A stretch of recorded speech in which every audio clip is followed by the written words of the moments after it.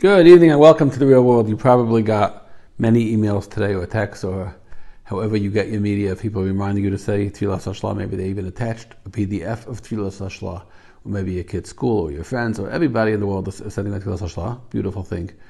Today, Big Shaila, when do you say it this year? Because Rosh Chodesh is on Sunday. Erev Rosh Chodesh is Shabbos. You're allowed to say it on Shabbos. I think Rav Shlomo Zalman says you could. I saw from the Belzer Rebbe today. He said you could say it Thursday and Friday and Shabbos on Sunday, because really parents should be davening for their child at every hour and every moment of every day. So whatever the day you say it is, Tfilas Hashla, it's a big thing. Even the people, different tefillas that people say over the years. Some people say Parshas Aman, and some people say the Tfilas Hashla. Everybody says. Everybody comes together. Everybody meets. We're all equally vulnerable when it comes to that tefillah. Why now? So the Shlach Kadosh himself, who wrote the tefillah, says, Libi Emerli, the Heilige Heart of the Shlach Kadosh says, my heart tells me that the right time to say it is Erev Rosh Chodesh even. Why then? So just explain what does that mean, Erev Rosh Chodesh. The Haftarah we're going to learn this Shabbos is the story of Macha Chodesh. What does that mean? David Melech tells Yedison, Macha Chodesh, tomorrow's Rosh Chodesh, and your father, Shaul, doesn't like me. But he's going to be making a Suda.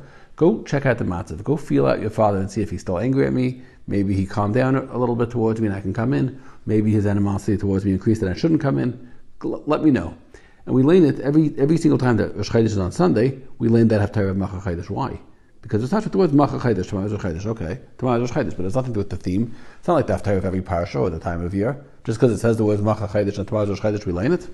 So Shimon Schwab said that there was a depth to it. David was telling Edison, tomorrow's Rosh Chodesh, and on Rosh Chodesh a person does tshuva. On Rosh Chodesh a new wind comes into the world. On Rosh Chodesh there's changing tides. A person can change approach, perspectives. It's a time when a person does introspection. So maybe because it's Rosh Chodesh, your father will have changed his mind already. He forgives me. So Rosh Chodesh, it's a message to everyone. Rosh Chodesh is coming. You could change. Rosh Chodesh is a time when a person can reaffirm and recommit. It's especially true in Rosh Chodesh Chiv. The Shlach Kadosh is saying a person can imagine that in a marriage, things happen along the way that one of the spouses regrets. So let's say the family says we're going to spend time with each other. The couple says we're going to go for a walk every day. We're going to one night a week. We're going to make time to talk to each other. And a lot of times those things don't happen. But when they go out to eat on their anniversary once a year, they say, okay, here's what we set out to do. Here's when we stood under the chuppah, we had these dreams. How are we doing with those dreams? Very often they'll say, let's reaffirm, let's go. We went into this for a reason, we had a vision in mind, let's try to make that happen. Anniversary is a time when you reaffirm that commitment and try to make it better. Stephen is our anniversary with the Rebbe with Torah. We went to a mountain together, we stood under a chuppah with him, with his Torah, and we became one. So it's the time when we reaffirm our commitment to the Torah. That's why we say Tfilas Hashla. Then in closing, Rabbi Yehuda Lefkowitz, Yeshiva and Panovich Litzeirim for the younger Bachar.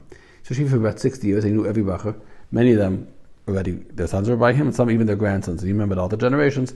He knew a Talmud's name from all the years. He was very devoted, and he would say over that he had watched many Talmidim, and very often he said there was a brother who was a big Mitzoyan, or a very superstar Talmud, and the next brother, wow, a family of phenoms. And then the third brother would come in, he's a little weaker. He said that happens in a lot of families. This kid is not like his brothers. He says if you watched over the years after they graduated, he would catch up with them when they were adults. The weaker brother or the mediocre brother was the superstar, was the bomb. He had become the greatest. He said, why is that? And he said that the data was behind him, that in most cases that was the case.